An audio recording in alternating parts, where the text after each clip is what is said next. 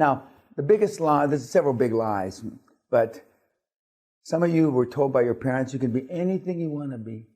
That's the biggest motherfucking lie there ever was. Because you can't. You can be anything you want to be, honey. Did the best we knew how for you. That's a big fucking lie. You can be anything you want to be if you went to Eton and Oxford and you're fifth generation then in the UK maybe. You can be anything you want to be if you're a Bush, a Kennedy in the United States. Then you can be any motherfucking thing you want to be. Not if you're a little shitbag that you are, that you should have rolled down the inside of your mama's leg. And they think that's good for you to tell you that. But you know down deep inside you can't be anything. You have 3 million pores in your body. 3 million. I've been fucked in every one of them at least twice in a bad way. I have a young mentee in the room who just recently got his first, and I'm not making light of rape and shit like that, but recently almost got his first financial raping here recently. And I have a lot of scar tissue because, you know, if I allowed people to disappoint me, I'd never get out of bed in the morning. Because you know, when you've got 100 kids, I manage basically 100 portfolios.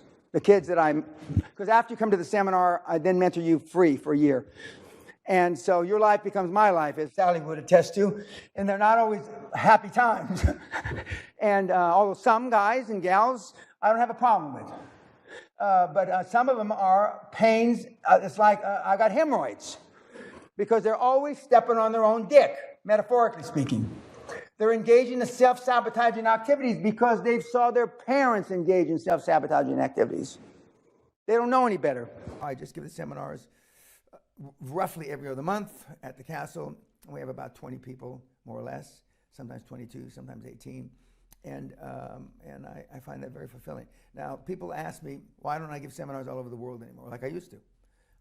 Because I can't keep track. Mm-hmm. I can't keep an audience of 500 accountable, even with computers. Mm-hmm. And so we have weekly reports that are very, very strenuous on them. We have monthly Zoom calls, and I can't do that with more than 20 at a time per group. And so, as I said, when you were setting up the cameras, I have roughly 100, 108, 109 businesses I have to analyze weekly. Mm-hmm. And ultimately, I know their business better than they do. And so when I leave here and I go back, drive up the road to my home at Guthrie, I will spend the next 1.5 to 2.5 days studying their weekly reports and then getting back to them and commenting on what they're doing right, what they're doing wrong. And so that's my method of accountability, and it's worked very, very well. Mm-hmm. Just in the last 2 or 3 years, the accountability, the tighter I make the controls, the more success the kids have. Mm-hmm. But the tighter I make the controls, the more pressure they feel. When I first went to work for a Wall Street firm in 1972, they didn't really have any formal sales program, training programs. And so what they did is they give you the yellow pages. Call everybody in the yellow pages. And when you got through the yellow pages, call everybody in the white pages. And then when you got down to the white pages, you cold called every building that had more than 10 stories on Wall Street. Well, every building on Wall Street has 10 stories. And so you got to kiss a lot of frogs, Peña, before you're going to find a customer. And you got to turn over a lot of rocks. And so in the house, we probably have 200 or 300 frogs. And we have, and I have cufflinks and ties, because I never want to forget, because it's easy to get satiated. It's easy if you haven't had to work for over 30 years. You know, it's easy. Well, I'm not going to, I won't work today. But there was 25 years straight, from 1991 to 1996, I didn't take a day off. 25 years straight. 1991, 71 to 1996. 71 to 90, I didn't take a day off. I think it's a sad commentary kids come to me because I'm the dad they never had. Mm-hmm. I don't, see, but my dad, I can't imagine that your leadership at home could be so poor that you come to some aging, possibly mentally ill 72-year-old like myself.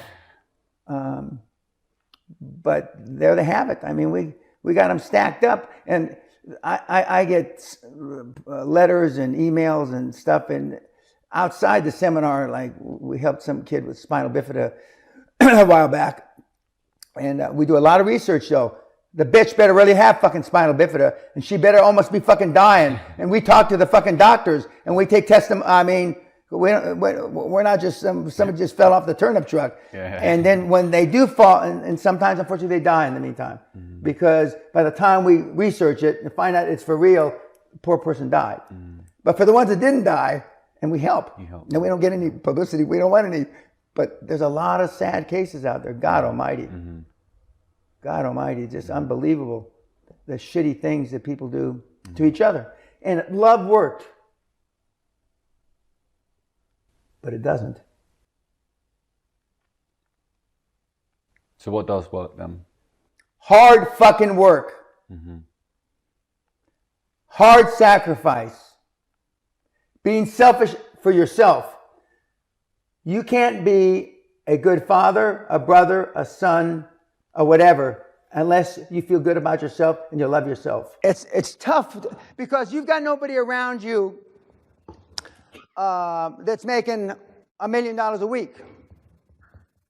I remember the first day I made $10,000 on Wall Street. I remember the first day I made $100,000. I remember the first day I made $1 million. And I remember the first fucking day I made $100 million in one fucking day. And whenever I need a Viagra I just think of that. And I pole vault. And because I can draw back on those memories. If you don't think you can drink and fuck all night, guess what? You won't be able to drink and fuck all night.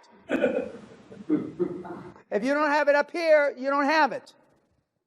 It's up here first. It's down here second. I mean, there is no work-life balance. In the now, I'm going to say this, and it may be true. It probably is. Your parents had work-life balance, and what did it get them? Now, the sad thing about it is, kids, many of your parents in this room are living vicariously through you, so you can be more successful than they were. Now that's a sad fucking commentary if they're looking to you.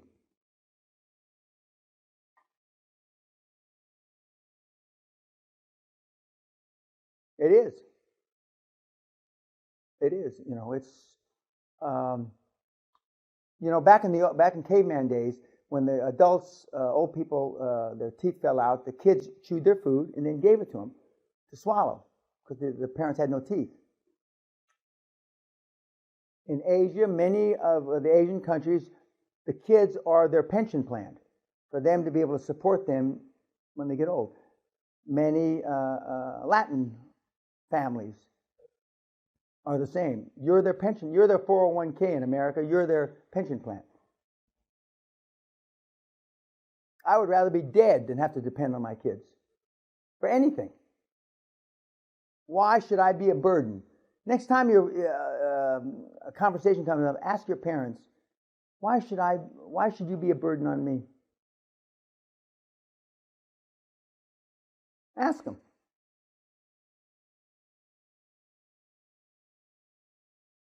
There's no reason.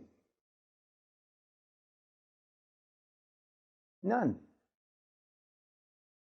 And for you, those of you that are raising kids, why should you be a burden on your kids? You shouldn't be.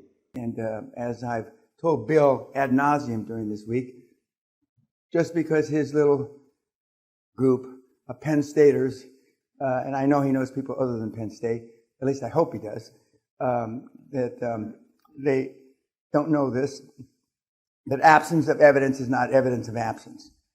And when you talk to the banks, and when you talk to the institutions, and when you talk to the accountants and the lawyers, and you ask them, well, what is it about that doesn't work? They can't tell you that it doesn't work. Because when free cash flow covers debt service, even an idiot will ascertain that there's no reason that you can't